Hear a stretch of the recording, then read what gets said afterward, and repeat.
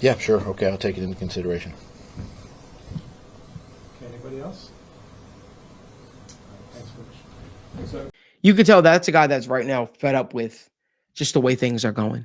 And you're 0-4 now. You got to be feeling the pressure. The pressure is mounting. This is a guy in Doug Pederson who the Jacksonville Jaguars, they played a great game yesterday. They played a good game yesterday.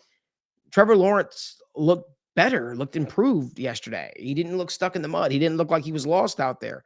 You finally looked at it and you said, "Oh wow, maybe this team could be something." And for it to fall apart the way it did, you gotta just feel that maybe the stress has to be getting to a guy in Dougie P. You got to be feeling the stress is getting to a guy in Trevor Lawrence. What did you make of that, Daniel? I think 0-4, we got to have a little bit of a different conversation, right? I think we got to be having a conversation that maybe he is, I guess time is ticking. Yeah. Maybe he will be on the chopping block in the next week or two. Something needs to change for sure. What are your thoughts? Yeah, I think that there is a lot of questions around this team. And I do think the thing with Trevor Lawrence, we discussed this with our guy Parker Blake, is that Trevor may not be this top 5 quarterback. Trevor may not be this top 3 quarterback, but he's still a quarterback you can win with. He is not a terrible quarterback. He is not a bottom 5 quarterback. He's a fine quarterback right now. He's a guy where he can have success. So that's why I can't pin an 0-4 start. I can't pin losing your last 10 games all on Trevor Lawrence. I think you do have to look at the coaches. And I think that what Doug Pederson said, here's his quote from the game after somebody asked about Press Taylor, the offense coordinator, said, "Hey, would you ever take over play calling duties from him?" His quote was, "For what? I thought he called a great game. As coaches, we can't go out there and make the plays, right? It's a two-way street. So you guys can sit here and point the finger all you want, and that's fine. Point it right at me. I can take it." He's frustrated. And I think that that was a very fascinating response to say it's a two-way street and the coaches can't go out there and play. That shows that you are looking for somebody to blame. And whether Doug Pederson feels he's in the right, from my assumption, I think that he does. I think that Doug Pederson is blaming the players. And as a leader, as the coach, that is a terrible thing, respectfully, to say after an 0-4 start. How does that get the team back on the high horse, ready to go next week? And I think at some point you do have to question respectfully. I understand Doug Pederson, excellent offense coordinator, Super Bowl winning head coach, all these accolades over there with Philadelphia. What have you done for me recently? You're 1-9 in your past 10 games. And it really comes down to that. What have you done for me recently? And the dude has lost recently. That's the fact of the matter. At 0-4, with as much talent as you have, yes, there could be, better acquisitions, I feel like, and maybe the offensive line has played pretty poorly at certain points. You still got a lot of talent on your team, and this team should no reason be 0-4. So Doug Pederson, whether you like it or not, whether you want people to question your job or not, they're going to. And respectfully, I think that they should. 0-4 is abysmal. 0-4 means you're most likely not going to make the playoffs. And Doug Pederson, I think we can both agree that your team right now headed into the season with expectations to make the playoffs. And I think it's that simple. Did you expect to make the playoffs, Doug? Okay. Are you falling short of expectations? Yes. What is the cure to that? And it's either going to be winning or you're gone. One of the two, because they're not getting rid of Trevor Lawrence, whether we like it or not. So you're on the hot seat. And what changes are you going to make? And if I was in his shoes, I would try to make some drastic changes right now to cover my ass, to save my ass in the head coaching role, or I'm going to be out of a job in less than 4 weeks. So Yeah, I listen.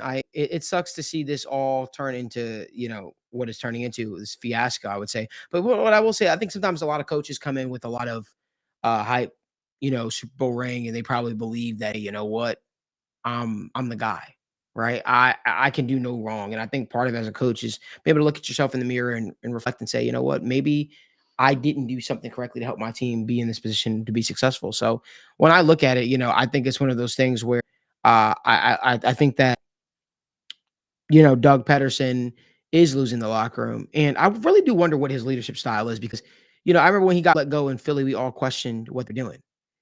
But for you to get let go in Philly after losing, after winning a Super Bowl just a few years prior, and for that to fall apart as fast as it did, and now you're in Jacksonville and you're expected to be the guy that brings stability, veteran head coach presence, and a guy that has won. for you now to be losing the Jacksonville Jaguars locker room, where you got to feel maybe his leadership style isn't as good as he thought it was. Remember, they did sign 18 free agents the year the Eagles won the Super Bowl. They did. They were coming off a down season, and then they won 18. Then they signed 18 free agents, and they won the Super Bowl. So you got to wonder: was he more a product of the talent that was around him versus his actual schematics and his team? Because if you look at it, a lot of his coaching staff got jobs off of that performance. A lot of the people that were a part of that staff got a lot of jobs off that performance. When you look at it, none of them are really doing well right now. None of them. So you got to wonder. I don't mean to put too much of a emphasis on a guy like Doug Pederson falling short. Falling short with the Jacksonville Jaguars, but it does create for an interesting conversation. Daniel, say you. Yeah, the final thing I want to mention is, and I didn't realize this, Press Taylor was the quarterback's coach for the Eagles. And one of our guys, I think it was Mike Shaw, said, correct me if I'm wrong, but didn't he pull this before he got fired from Philly? He did. And this was one of the things where it was looking at the Eagles were questioning Press Taylor. And Doug Pederson was saying, hey, no, you're not going to do that. They were discussing firing Press Taylor, and they said, hey, Press Taylor may not be, good for your staff. And this isn't to say that Doug Pederson shouldn't have control of his staff, because he should. But when shit goes south, respectfully, you can't be all buddy-buddy with these guys. You have to go and make changes. And if I'm Doug Pederson and what he did with Philly, it didn't look like he went that way. It looked like he stayed true to his roots. He stayed true to his guys, like a Press Taylor, like his other guys on the staff. And he said, hey, if we're going down, we're going down together. And it looks like this is the case, because you could make the case that Press Taylor is a part of the issue. As the offensive coordinator, he should be, and he should share some of the blame. So I think that it comes down to Doug Pederson. Hey, you got to make changes, whatever it takes right now. And this is where all things are off the table. You got to it is go time. You're facing the Colts team next week, which is a divisional matchup with Joe Flacco, which I arguably believe could be a better team right now than with, an inconsistent and a hampered Anthony Richardson. So Joe Flacco looked pretty good last week. And that's what it comes down to. Hey, you got to make changes now. I don't think that they can head into this next week just doing the same thing and hoping for success. So, Doug Pederson, I think that he's staying true to his guys like Press Taylor, and I do have a lot of doubts that, hey, respectfully, if you can't win this upcoming week 0-5, there's no reason why you should walk into that door. Your key card should get shut off after that Sunday night game against the Indianapolis Colts. So Doug Pederson, as much as this may suck and as much as you can blame other things, respectfully, 0-5 is a place that you will not survive or should not survive. So I think that they should be able to take care of business against the Colts. All they ever do is win, so kick that, relax, the team WSN. Shout out Young Swish.